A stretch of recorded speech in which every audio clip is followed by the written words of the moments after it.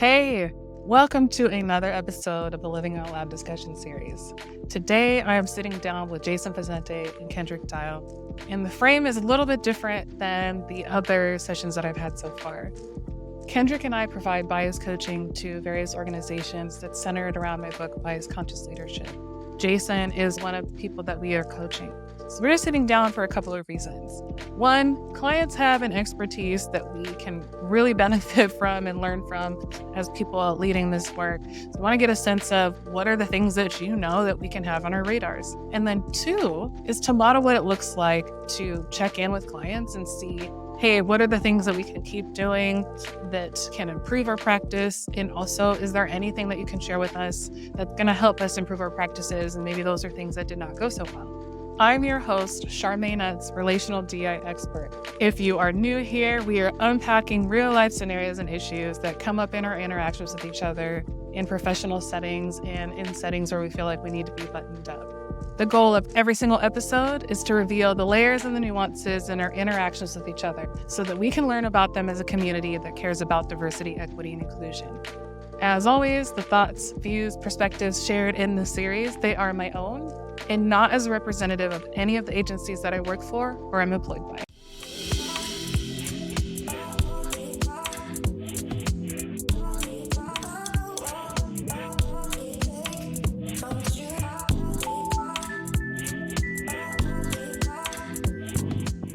Thank you, both of you, for being here. Kendra, for coming back. Jason, for joining this episode. I am really looking forward to it because it's a little different than your average situation. Kendrick and I provide bias coaching to leaders, and Jason is one of the people that was in the small group coaching experience with one of the organizations that we work with. Kendrick, I don't know if you have any hopes for a time. No, I think even with Jason having all the varied experiences, maybe even being able to identify what made this a different experience in comparison to some of the other things that have been done in the past too. Okay, that would be really good. Jason, welcome here. Share anything you would like to share about yourself. You can do something formal, casual. It's totally up to you. All right, sounds good. Thank you guys for having me. I appreciate this opportunity. I'm Jason, a community partner and small business owner. I've been working in the social services field for 9 years, working with our homeless young adults, our foster care systems, our LGBTQ communities. Prior to this, I was working after school programs and in a group homesteading. I think my experiences have been helpful in a way of I'm getting outside coaching and it's helping my day to day with the work that I do inside of work and in the community. So I do appreciate from this experience that Charmaine and Kendrick has given to us. I acknowledge that this is a kind of putting you on the spot. We're recording a conversation and asking you to reflect to us, hey, this is cool, but also this is what you could do differently. So before we get into that, I want to ask you, Jason, is there anything that Kendrick or I can do to make this a safe space for you to be able to share honestly with us? I think just keep doing what you're doing. All our sessions have been safe spaces, and I feel like I can open it up a little more here. I feel like this is a place where I can grow, and I think that's what this experience these last I don't even know how like it was months. I don't know. The cohorts just kept coming, and I just kept showing up. I appreciate you guys for having that safe space for me to be vulnerable as well. Yes, thank you. Oh, that's too funny. So when we say coaching, Kendrick and I went through the book and curated a monthly experience for this particular organization that was meant to be a guide to go through the book, but also serve as a way to help people really look at themselves with the book and even outside of and tie it to principles in the book. So it was very free flowing and slightly structured at the same time.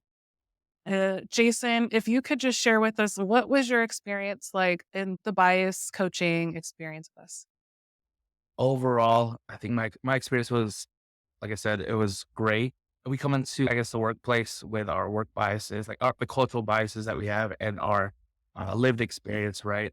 And it's good to have an outside perspective, which was this group continue to coach us through this experience. And we do have our head coach, which is my supervisor, right, that manages everything on there, and have the assistant coaches that can hone in on specific details, which have been to view has been helpful because you're getting two side of things to view how we do what we do on a day-to-day basis. Anything from experiences like in the actual sessions with us that stand out to you about what that process was?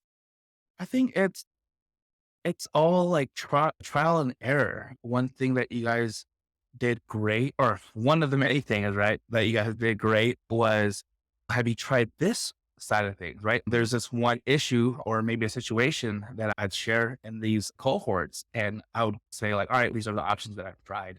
And then you would have that perspective of, have you tried this? Have you looked at it in a different way, putting that yourself in the other person's shoes, or even switch parts of whoever's involved in this situation. So that kind of helped me. Like, it's like one of those aha moments when you're just like deep into the work where you have to take a step back and get this insight and just apply. If it doesn't work, let's try something else. So I think that's been helpful. And that also helped with me being a little bit more confident and like trying new things too. So I think that's what's been helpful for me on that end. Not to detract, so Charmaine, bring us back from going. No, you please go into where you need to go. So, I'm not sure. no, one of the things I was curious about, because when you opened up, Charmaine, and talking about the safe space, and Jason, you mentioned like this space right here feels even safer, maybe even than the cohort space to a degree, if I read that right. So would you mind talking about, number one, anything you feel we did or that was done to create that safe space, and even what is different in terms of the safe space here versus the safe space there in terms of dynamics for you? Oh, I think from day one, the two of you have been welcoming. Laying out house rules have been very helpful. Like setting out, this is what this cohort's going to look like. And then coming from a place where you're not directly our supervisor or someone that works in our field, or where we're like, should I answer a certain way? I can just be open and honest. And at the same time, there's no judgment. And it's like none of my answers, I don't feel like the responses were like punitive, where it was like, why'd you do that? It's just like, have we tried? It's always like this we factor that made me feel a little more easier to open up to you guys and open up to our cohort. Cause I felt like everyone else was like watching each other. Oh, what can we say? What can we do? And then when one person goes, then everyone just starts flowing out. Right. So Gotcha. that was my experience with. Thanks for that question, Kendrick. And I love the we factor. That made me feel so good inside when you said that. Because it is a we factor. We go into these spaces knowing the things that we know with people who we are tasked with supporting. And then there's also things we too don't know. And there's things we're actively working on at the same time. Right. Kendrick and I have our own offline combos about things that we experience in spaces, and we're learning too. So that just really did something to me. It is a we thing. We really are growing together. I love that. Yeah. And Kendrick, you look like you might have had a response to that. So I know what the face means. What? Well, no. So it just makes me think about, number one, I think the intentionality of the space, and as much as I think as we come into as professionals, I know from working with Charmaine, it is a space we're always on the table for learning, and it's not that we're coming into it from a totally expert space, and it is that sense of cultural humility or even professional humility where it's like, yes, I know my skill set, I know what I bring to the table, and I'm still open and ready if I'm getting something that I'm not totally confident in terms of how to navigate, and even being willing to be like, let's take a beat and come back to that. And so I think that's another part of at least my experience with it, in terms of like recognizing the collective wisdom of the room in terms of what you all have and what we bring to the table, but also recognizing it's a constant growing space at the same time. And I want to point out, I heard intention, and I love that we're intentional with how we do our work, or how we're having these conversations. I feel like this is a room, when we do meet, it's like iron sharpens iron. It's in between training and personal. It's a different feeling. Like it doesn't feel like it's work because some of the things that we learn, we can apply it to our daily lives. And that's what I took from being a part of this cohort. Yeah. Yeah. I'm sitting here and I'm thinking this was such a really cool experience. And then we're talking about there's another side to the stuff that we're talking about when we're doing the deeper work. And I'm really curious, Jason, while you do love learning and while you have enjoyed the experience, I recall some times where we did ask people to go deeper or look at themselves differently or held some spaces of accountability. Did you have any internal struggle points or internal things that might have surprised you? And I'm really asking this because when people think about doing this work and getting coaching, I want to normalize that it is such a great and enriching experience. And then there's also the real lifeness of what the internal stuff feels like. So, did you have any of those? I bet I did. I come into this space knowing that I don't know everything and that there's still a lot to learn. I think that's in every space. We talk about training. I had a staff member that was like, "Oh, we're just doing another training. We did this last year." And so I sat down with them and I said, and I've shared this with you guys as well. I sat down with them and I said, you know what? Do me a favor, learn one new thing in this next training and bring that information back to me. So he learned one new thing. That was like the only thing I asked for, right? He learned one new thing and he said, "Hey, I learned that this." And I'm like, "All right, you've done that training before, right? Can you imagine?" It was a refresher, right? And I said, "Can you imagine if you went to 100 new trainings? How much more information would you gain from that?" And you multiply that by the years that you're putting yourself out there, getting all this stuff. Or on the other hand, you can be like, "I just know this is another training." And then you pass 5 years and how much stuff would you not learn because you're not showing up into these settings? Because a lot of times with a refresher, it might be the same information, but you get a lot of value with the people that are showing up and that are replying to some of these scenarios or these questions. You see it in a different light. And that's what I get. Like for me, I hated school. This is my biggest thing. I'll tell my participants, I hate school, but this is another form of education. We're in this career field, and I feel like it's going back to this school setting without the school setting. You don't have the teacher, you don't have this classroom that you're just like, oh, I gotta show up to this class again. It's no, I get to show up to this class again. So that's the feeling that I have coming to these cohorts. Yeah, I remember you being a humble learner. A humble learner. That was fun. We could push normally what might push other people's buttons. You very much sat back and, I had thought about that. I like it. You definitely were. And I'm also curious, Kendrick, did you have any struggle points? Because I don't know if people think about the experience of the consultants or the coaches Mm. and like really wanting to support people.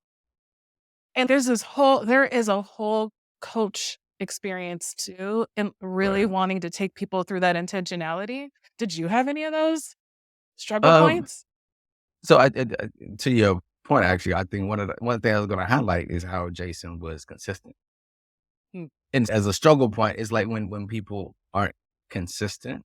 And then it's also this dynamic where folks come to the space, and I think we can all have expectations, even if they're very loose expectations. And but those expectations also impact how people show up in terms of what mhm, they're willing to give or not willing to mhm, give and whatnot. And so I think sometimes that particular piece of it, because I think me and you would, Charmaine would come in and we was okay, let's have this conversation. Let's go. And then it's like, well, what y'all want was come up. Have you dug into the material? And it's like, yeah, we haven't really had an opportunity to look at the material. And yeah, there's not anything really going on right now, but we know we could survey whatever and be like, we know there's some other things that come on or could be explored. But to the point of recognizing that when you're managing, when you're actually in it, you're at work and you're trying to manage all these things, you know what I'm saying? It's also this prioritizing. And so I think that's another dynamic, especially doing this type of work is often people aren't prioritizing this learning these type of skills or learning these type of dynamics because they do challenge you to show up in a very personal way. And so with that, that can be the challenge of like, okay, we're here because some level we want to be here, but then it's just like, how much do we really want to jump into this and whatnot? I think that was for me the challenge at times. Mm. I think to add to that, it's like for me, just watching those moments where it was just us three, and I'm like, maybe some people are not ready at this time. Yeah.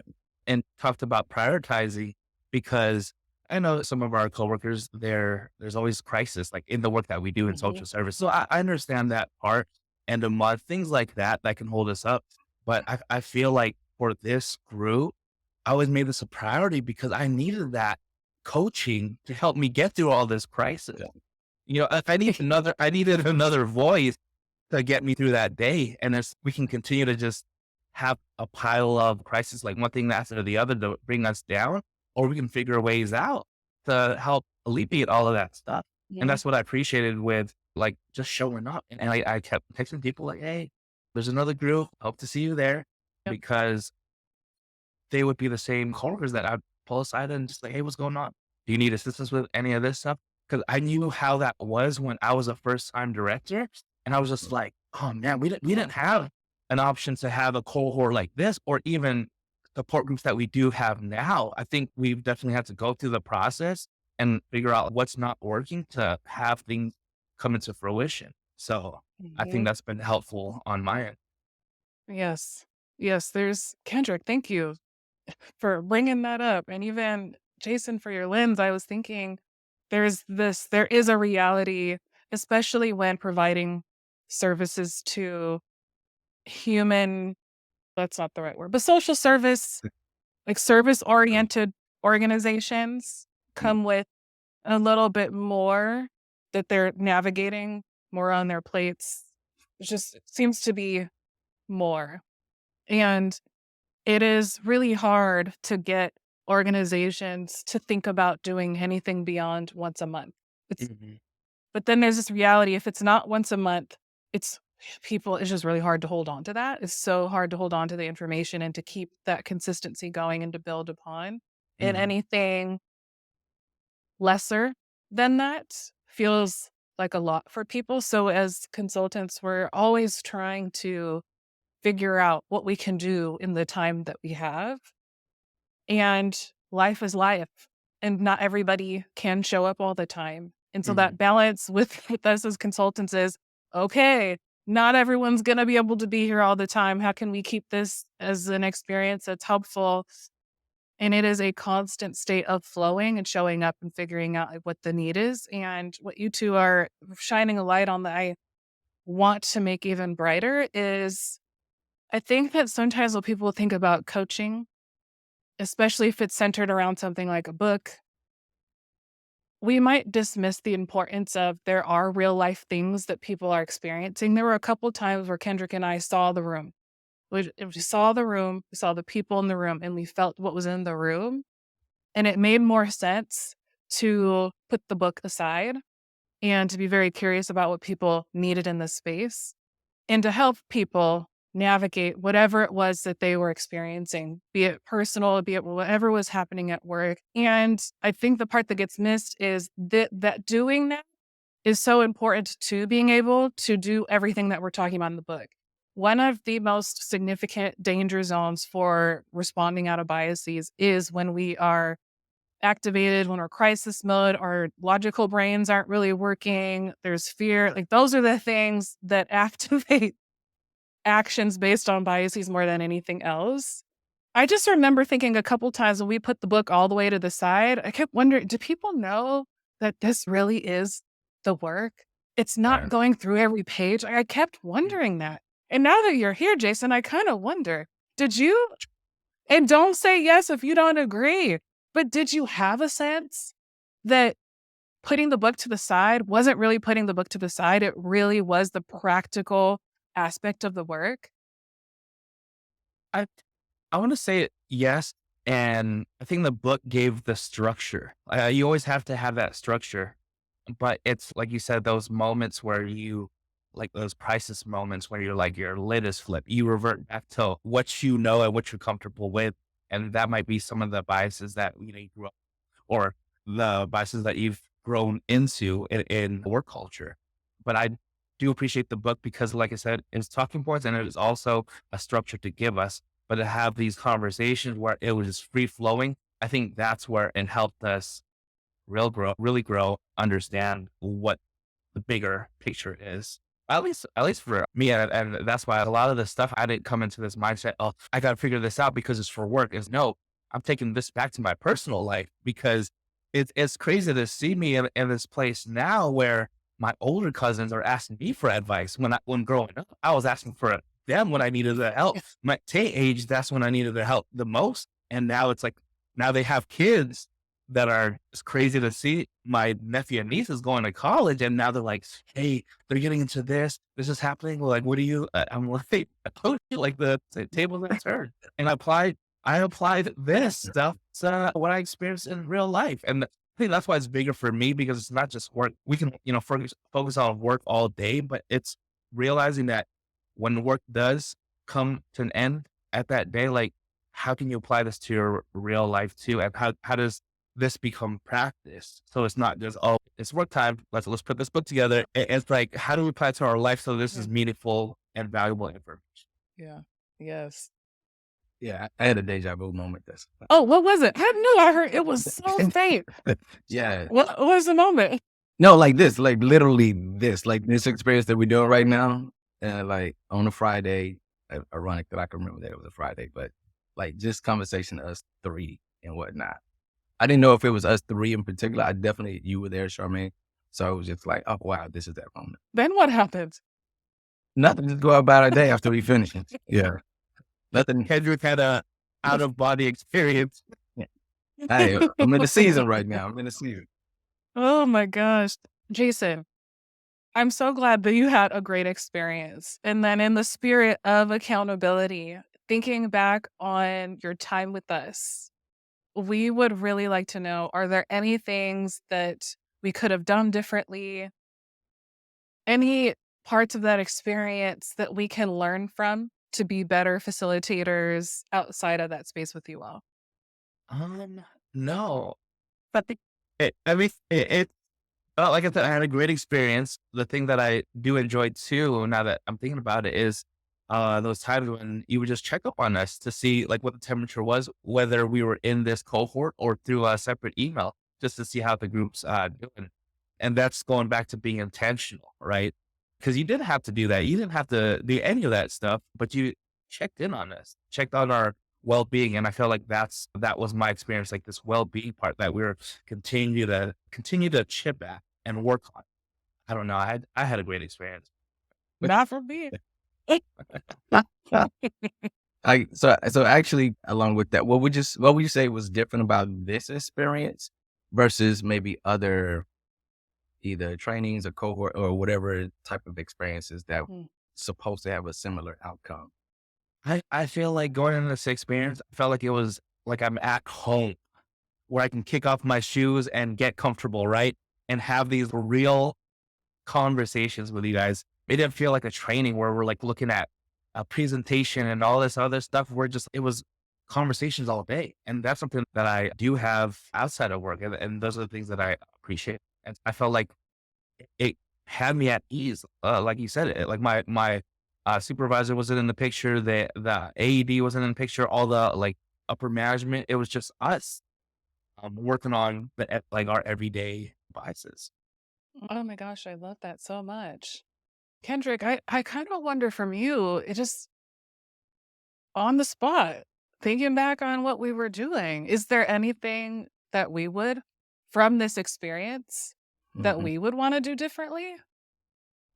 I think actually to that context, I think maybe something that might have be different from me might be, even if we like to actually counterintuitive to what Jason just said, but having maybe a presentation or two to help consolidate the information that we're exploring. Cause I think to that degree, that helps people lean in a little bit more. And maybe not that I don't think we necessarily did it, but even having maybe early on we did it, but a connecting activity a little bit more, and even Mm. honing in a little bit more about what people wanted to get out the experience and in their expectation to a degree. Not that it was, and then maybe lastly, really honing in on what's the practical application. I think we explored that some, but like really making that like, okay, today we went over these particular things. Now, what does we feel this looks like as a practical application, right? And really having that accountability so that even if they didn't have anything that they felt, you could at least talk about how you applied it or how you wish you could apply it or something like that. I think those are just a few of the tweaks that I think for me might impact it a little bit differently, maybe even, and I'm just thinking about maybe an engagement. I know because the other pieces, I'm very firm. If everything's an emergency, nothing is an emergency, right? And the other piece is recognize. I haven't heard that. It's so sorry. Can you send that to me later? Right. Everything's emergency, nothing is. Because the other place, going back to what you were saying about this being a very personal learning experience, I always tell folks, yo, in the profession, because folks be quick to, hey, I'm who I am professionally, I'm who I am personally. If you hold grudges in your personal life, 9 times out of 10, you're going to hold grudges in your professional life. And they don't serve the same dynamics in terms of how the impact of it. And yeah, when you do it in personal life, you can negate the person and not engage with them. But when you do it in a professional space, you're impacting the whole system of how things get done or how people in community are not able to be built. For me, it's really important to have that kind of put out on the table from the jump and have folks really think about what it means to show up in this space with that kind of dynamic being it. You said something that has me thinking about something that I struggle with. I don't know if struggle is the right word. I'm challenged to do a lot with clients because, so I heard what you were saying, Jason, about being able to show up and just whatever it was, and we flowed and we had the book and it wasn't always extra structured. And then Kendrick, you got me thinking that one of the changes that we can think about is what is a way that we can give like little nuggets of education that serve as a structure, which I really like. And then it just makes me think about my challenge. My challenge is one of the things that Living Unapologetically does differently than maybe a common DEI consulting agency is we are less attached to training and teaching of information and presentation style and more about sitting in process oriented spaces and the messiness of the work. It's very like fluid. And I do this because it can feel like this for people. And we're challenged with holding people in that, building their ability to stay in that. And if we do too much information presentation of any nuggets, it takes people out of it. That challenge is like balancing the need for both. Now, Jason, you are someone who you can jump, just like Kendrick, actually. Both of you could get dropped into a pot of all the process flow and you just swim in it and you're fine. And then you come out and you're like, wow, that was a good swim. Like you just do that. Not everybody can. So, well, I'm sorry. That's how it feels when you two come in and it just is what it is. I love the analogies. I can, but I'm also thinking to myself while I'm swimming, why are we like this ain't I need something else besides this. And truth be told, Charmaine, that's what made me think of it because I know from working with you, you operate in great structure. And as free flowing as I can be at times, I recognize that the ability to function very openly comes a lot of times from having structure, especially like in the creative space. It isn't the fact I've noticed when you get people just free for all, hey, or my students, you get people free for all, it's like, hey, just pick what you want to do. You can make it a presentation, you can write about it, you do it, and then just get stuck because they don't know the confines. And like when you think about how creativity shows up, when you have very limited confines in terms of what you can do or the expectation. And so then the creativity comes because you got to figure out how to manage in this space and whatnot. So Yeah. I think actually that's one of the things I pull from you, Charmaine, in terms of, to your point, not that we have to have a whole big 20-minute presentation, but even if it's just one slide to be like, okay, focus, bam, and let's explore and let the exploration begin from this starting point. And I think it's good to have like these different viewpoints, because if we're all thinking the same thing, we would not grow at all, right? And maybe Right. that comes from my own experience, where, like I said, I hate school. So Yep, it's, right. Whatever I want to see a further away we can presentation, get. but at the same time, I'm open to what the group Right. wants. Like, Yeah. Yes, I hadn't noticed, but as I'm looking at you two and listening, I'm realizing you two have very similar approaches to spaces. So that balance, and it takes a while to find a balance, and it honestly changes per group, Yeah. per session, because the group changes and everybody's needs are so different. I know that when you said the thing I'm firm on, I want to use that for myself. The thing I'm very firm on in this category is I'm willing to give some information and some structure, but not to the degree to which it keeps us in a place of avoidance of feeling the difficult stuff.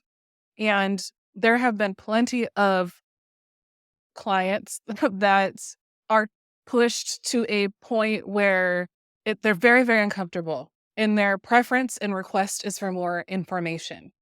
As a consultant, our pushback, gently as much as possible, is your request for a lot of information is at the expense of your ability to build a capacity to feel what this work needs to feel like for you to be able to do a change.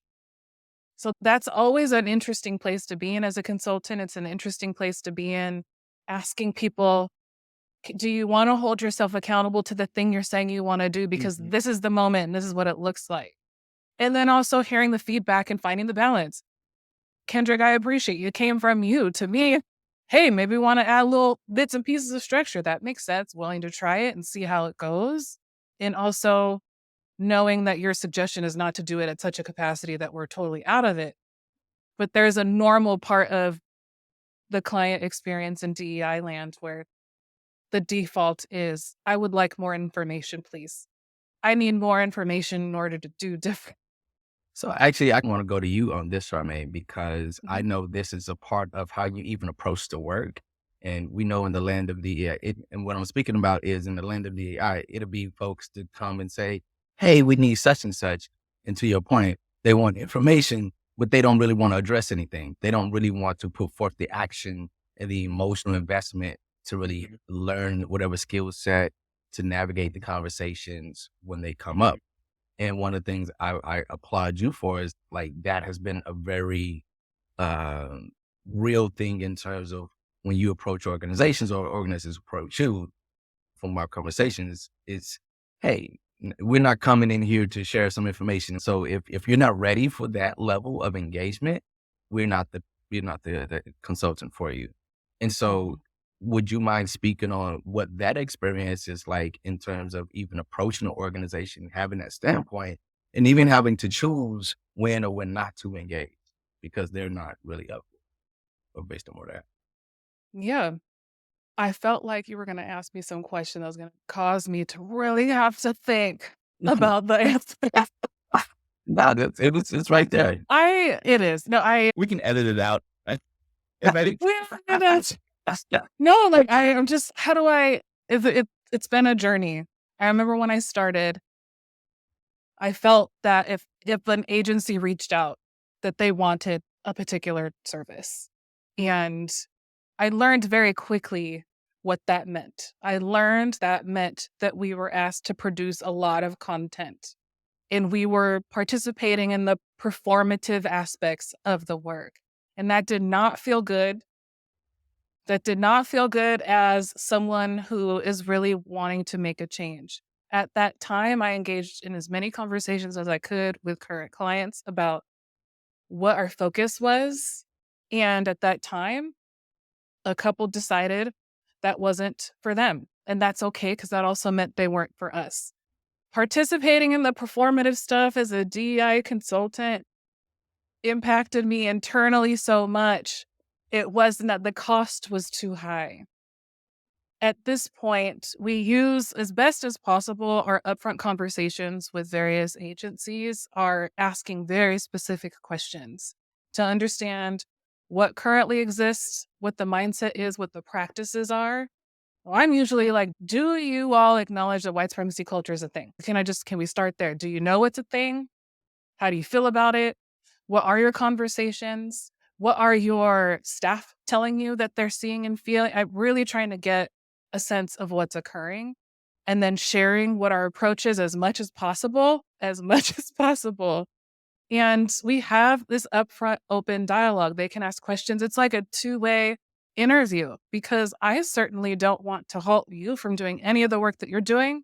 And we want to use our resources in places where people feel like it's a fit for them. It really goes well. And sometimes it makes for really hard, awkward conversations. It requires so much self-regulation before, during, and after on my part. And I'm not the only one having these convos because Bola had all these convos too. She's She's been the initial point of contact, and then we both have to self-regulate with each other. It's just been like a really interesting process. But I think we're pretty clear now on what it is that we're trying to do in the world and who it is we're trying to help. And there's something for everybody. There's somebody for everybody. And it's okay if we're not a match. It's absolutely okay. Cool. Jason, I really want to now lean into your expertise as the recipient of many types of services. And I'm really curious to know, and you don't have to give any specifics unless you want to, for leaders in organizations, maybe even for DEI practitioners, what are some things that we can just have on our radars in order to provide better, good services to middle management or even to staff? I think my biggest thing, my one thing that I appreciate was the experience that before getting into leadership, right? Mm. It's like that player coach experience, right? The player, I'm a big NBA fan, right? Lakers are my team. The player has been playing in the league for so long that they understand what's been going on and the systems and, the playbooks and all this stuff, right?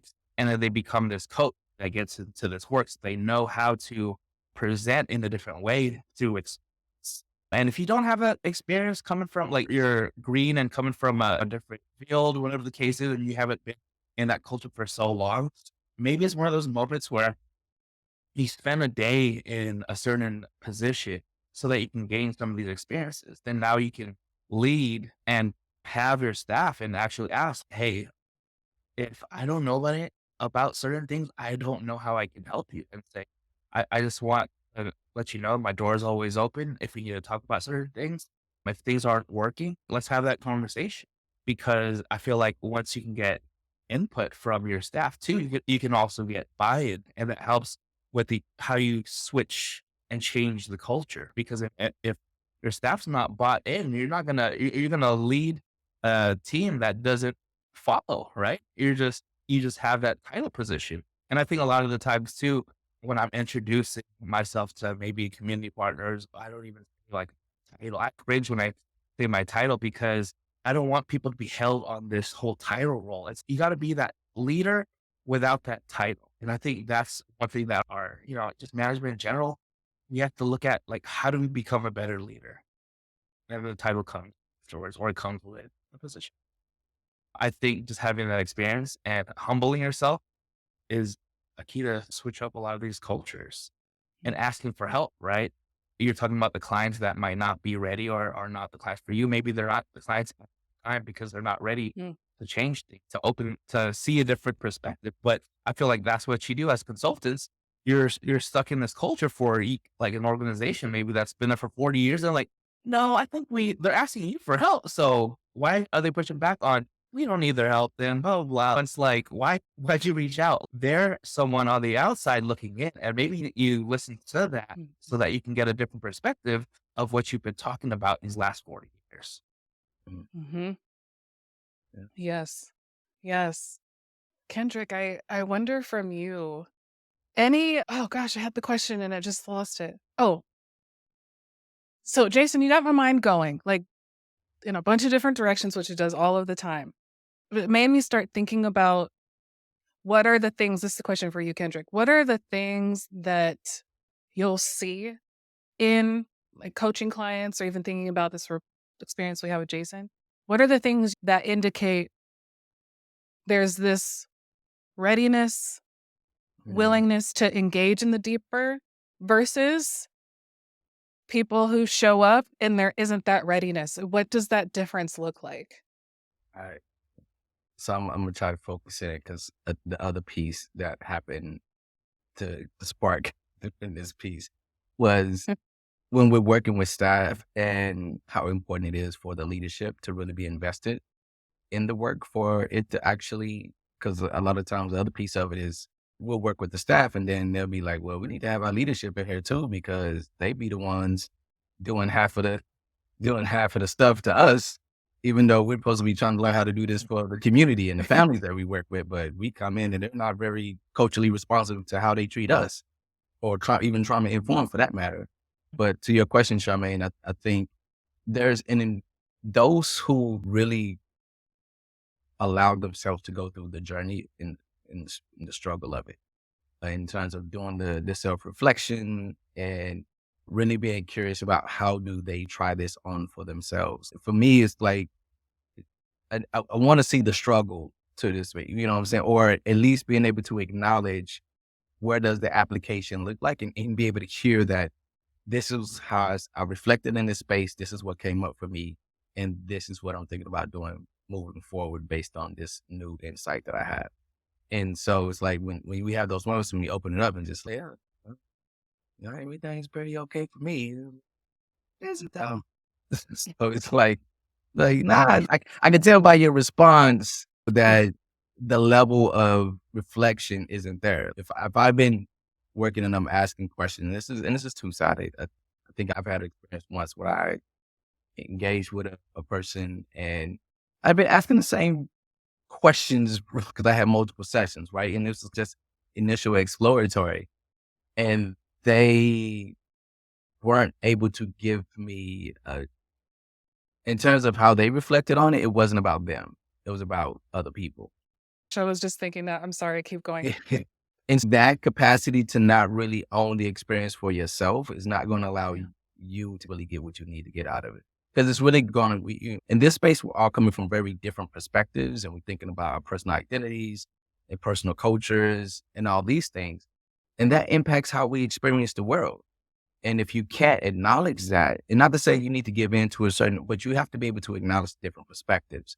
I think if you can't, that's really going to make it challenging for you to really lean into this space because it's such a great piece of the dynamic of, I might not even believe what you said, but I need to be able to see and understand why you're coming from that perspective based on your experiences so that as we're trying to work through it, I have a better understanding of who you are, how you are, and why you're showing up the way you are, as the same as I'm understanding this about me so that I'm aware that, if I'm having to deal with this person, I have some biases, I have some things that are going to come up automatically based on my lived experiences. And I can't stop that if I just see that as the way things are and not as owning it as my own experience and recognizing that other people's experiences are different. Mm-hmm. Oh my goodness. Yes. Sorry, I just blurted and interrupted you. I just was sitting here listening and then you said what I was thinking and I just agree wholeheartedly. There are things that we see that indicate the readiness. And Jason, I appreciate you you're calling me to reframe how I say things. And I really like the term readiness. Are people ready? Even in thinking maybe the relationship between us and clients is about readiness. And that doesn't mean it has to always be that way. It can change. Thank you for that. I think the last thing that I'm really curious about from you, Jason. Actually, Charmaine, before you do Oh, that, yeah.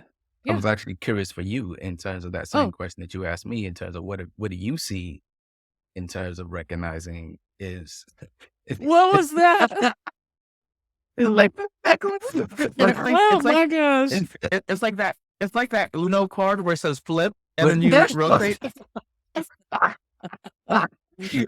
So like, hold on a second. And the way he does it too, he sits back, he goes, actually, we go. He said, gotcha. Let me get this out this deck real quick.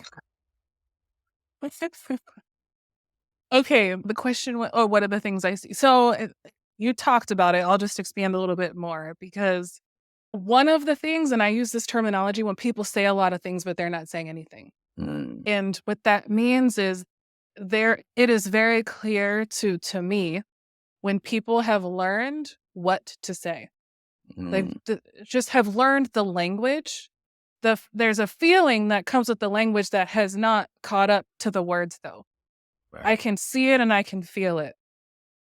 And if it almost feels performative.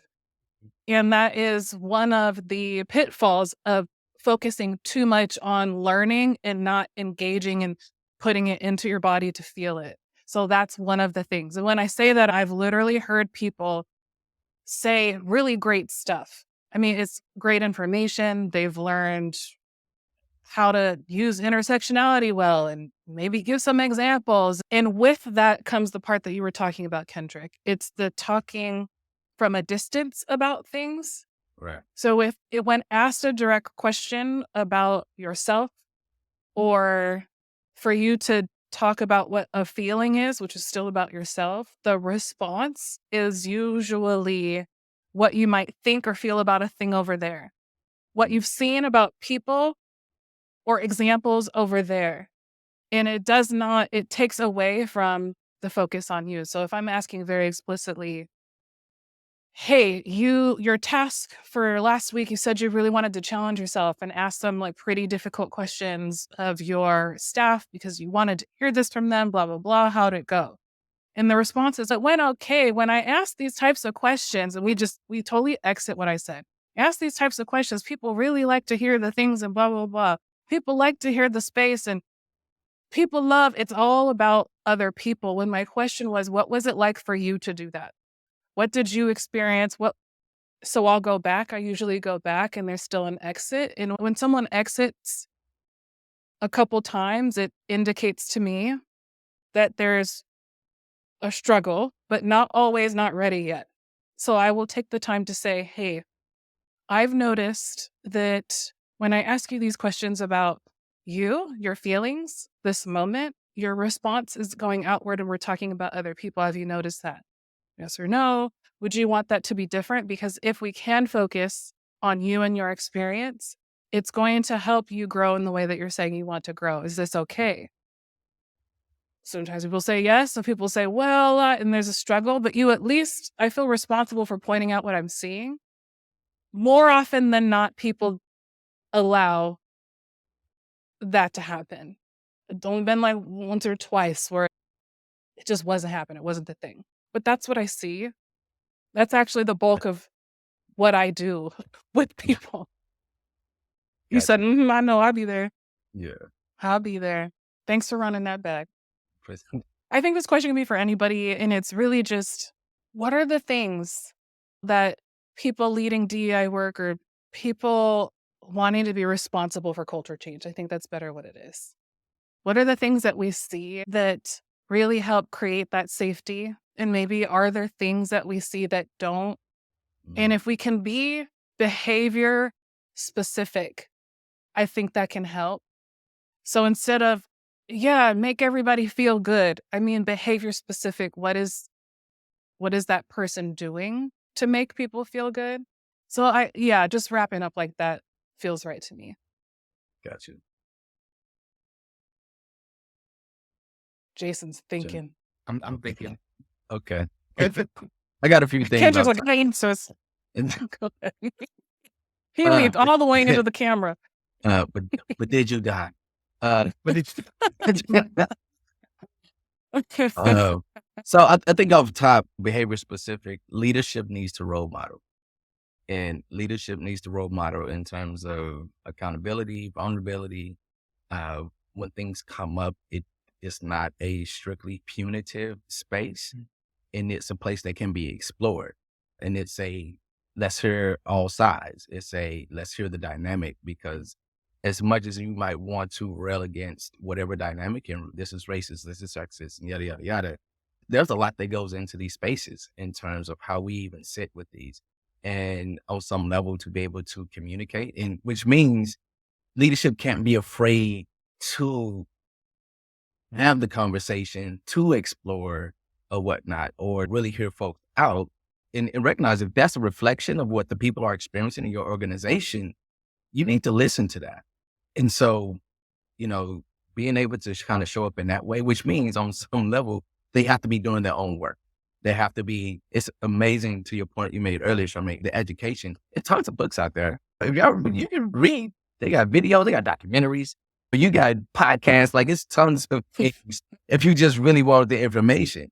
But you have to Yeah. want it for yourself and be willing to try that on for yourself to really explore it, which is, I'll call it out like this. I can tell when I'm dealing with someone who is, let's say, about this work in terms of really exploring. In particular, I'm gonna call out white people on this, my Caucasianites. In terms of, if Absolutely. I'm dealing with somebody who has really done some level, the conversation is very different. The willingness to explore and reflect on their experiences is very different from somebody who has not. So when we get into it and we're talking about the experiences and they're feeling some type of way, and which also lets me know how much work have you done to read up on this, to understand these words that we're using, the sentiment, the type of examples, all that goes into when we talk about what does it look like, right? I think when people are doing this, they're doing it on some level. You might have started doing it because of your work or whatever experience, but there's a personalization that comes along with it. Because to Jason's point that he's been saying all day, you take this to other areas of your life. And then, so that's the other piece of how it comes. Mm. I want to add to that. I like how you said role model. I think that's like the biggest thing where you model it. Like for me, it's if I know I got to stay a little bit so that we're working on this one thing, I'm showing up. And I think that's another thing we want to point out. It's how do you show up for your staff, for this culture that you want? I remembered, I love your word. What are we, Caucasian? Oh, Well, you- 9 years ago, right? 9 years ago, when I got into this work social services and everything, I stepped into a workplace where it was a lot of white folks and white women. And I was one of the few male of color. Fast forward, another coworker, we had this, I forgot what it was, but we were sitting down with, I think it was one of leadership, and one of our coworkers pointed out, and I think this is like during the time where I just got into leadership, right? Pointed out and pointed to me. And I'm like, I love seeing this, seeing a male in leadership and in the social services work and of color. And that really like, oh, shoot, I didn't see it. I was grateful for the opportunity. But I really stuck with that. It's like giving those opportunities where, especially when you're serving population, you want to have people in leadership that look like the population you're serving. But on the other end too, because we can say, oh, we need more upper management to look like us. But at the same time, you also got to realize some of us don't even want to be in those positions as well. And I feel like that's okay, but there's different ways to advocate for it. And that's something for me. It's like I've talked to my boss a million times. I'm like, I'm good where I'm at. I like this level where I'm not too close to the political right. side and not too far away from the groundwork where we can lead these cultures. And then it goes down to what does our staff look like? How do we provide these services to the youth that looks like our staff? And I think it gives different perspectives and different life experiences when you have a room filled with different backgrounds. But it's how do you model that? How do you have these conversations and not have these conversations where you're like, they're not doing this. They're not. It's no, what can we do? What can we do? But we got to Right. stop pointing these, like our fingers at what's not happening. It's like, all right, what can we do in this moment? Like it doesn't help to just point fingers at it all day and be that staff member or in my position, just not happening. Forget about the status. What can I do in the moment? How Mhm. can I model this? How can I continue to support? What are some opportunities for it? If it's not me, how to identify a person that can push this? So Hmm. All I'm gonna do is echo what you two are saying around the modeling. It is one of the most significant things that I try to do and is very important to me and that I look for and I know that is very powerful in the spaces, just in the spaces that I've been in as an employee, as a facilitator, as a leader, as a consultant. People are looking for the modeling. Mhm. Yeah. I have a coach that told me, she said, "You're modeling what's possible." And oh my goodness, that just stuck with me. Mm. Like, I want to model what's possible. I want to encourage other people to model what's possible. And the modeling also comes with, I don't know, I'm just trying stuff. Might go well, might not. I'm just trying it out to figure Yeah. it out. But And but even that's so important. Go ahead. I was it's to that point because even like with staff working with families, like oftentimes we're the first people that are showing what a healthy relationship looks like, what maybe healthy communication looks like. So that modeling is very big, but also in that modeling piece, recognize that to your point, you might not get it right. And so what does it mean for a leader to come back and say, hey, you know what? We tried this. This was the direction we were hoping to go. It didn't quite work out. But I take aim for that. And we want to explore this in a different way. So I think that piece and knowing that you can do it, like making mistakes is going to be a part of this space. And so leaning into that as opposed to running from it. Yes, that makes so much sense. All right. Well, look, I want to thank you first, Jason, for sharing the space with us and allowing us to explore all of your experience with us and just you were so honest and reflective on the things that went well and maybe there were any terrible things that happened, but there were a lot of things that you shared that I know for me that have me thinking differently and what impact changes that I will make. And I'm certain that's the case for you, Kendrick, too. And Kendrick, thank you for being here and being my co-facilitator of the coaching experience and always sharing your wisdom. I don't know if y'all want to say anything before we wrap up. Oh, well, now that I think of it, I think one cool thing that I know you can't do this for every client, right? But it would have been cool to have a session in person with the group. That would have been nice. Other than that, like I said, my experience was great. Yes. Yes. No, I think no, I'm happy you are doing these. I think these are some very much needed conversations that need to happen, and I'm excited for these to be out there and the benefits of folks being able to view these and explore them for themselves. Yeah. Same. Jason, if people want to get in touch with you, what is the best way to do that? Oh shoot! So I actually have my own podcast with a co-host, Hey. Art and Brian. It's a little bit more free flowing, not suitable for work, where we touch on comedy, community, and culture, where we're creating community connections through casual conversations. The Brew In Podcast. I And was then like, so and what is it called? the Brew In Podcast, BREWINN. And then there's a link tree to all of the YouTube, audio, all of that. You can find it. Oh, perfect. I'll put it in the description. And Kendrick, I don't know, is your website up and running already? How do Uh, people reach Hopefully, you? maybe by the time you get this up, it'll be up. But just kendrickdow.com and it'll have all my worlds in there. So from this side of mental health and DEI to music and art and all that good stuff. So be able to see everything I do. So I'm excited for that to launch too. I'm excited too. Nice. That rang nice. KendrickDowell.com. But All right, y'all. Look, for people watching this episode, please, please, please like, share, subscribe, share with people in your network, have discussions with your colleagues, supervisors, spread the word, and hopefully, do some more learning from this. If you want to get in touch with me, you can visit my website at livingunapologetically.com. There are lots of things on there. The different ways to contact me, social media handles, more episodes, and you will also have access to my book, Bias Conscious Leadership, a framework for leading with action and accountability. That's it. We are wrapping up now. I hope to be able to connect with you soon. And until then, bye.